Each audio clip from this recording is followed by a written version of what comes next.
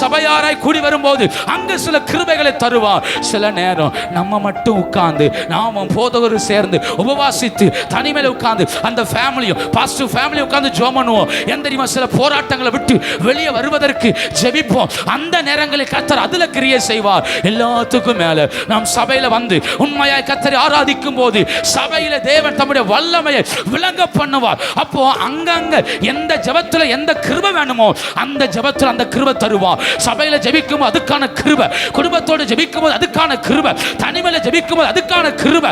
அப்போ அங்கங்க ஜெபிக்கும் போது அந்தந்த இடத்துல தேவன் கிருபையை விளங்க பண்ணுவார் என்றார். என் அலங்கங்கள் இடிக்கப்படக்கூடாது, என் வாழ்க்கை இடிக்கப்படக்கூடாது. தனிமையில வாங்க வேண்டியதை தனிமையில வாங்கி ஆக முடியும், குடும்பத்தோட வாங்க வேண்டியதை குடும்பத்தோட நிற்க முடியும், சபையில வந்து பெற்றுக்கொள்ள வேண்டியதை சபையில தான் பெற்றுக்கொள்ள முடியும். ஏன்னா அந்தந்த வாசல் வழியா தான் தேவன் தம்முடைய கிருபைகளை விளங்க பண்ணுகிறார்.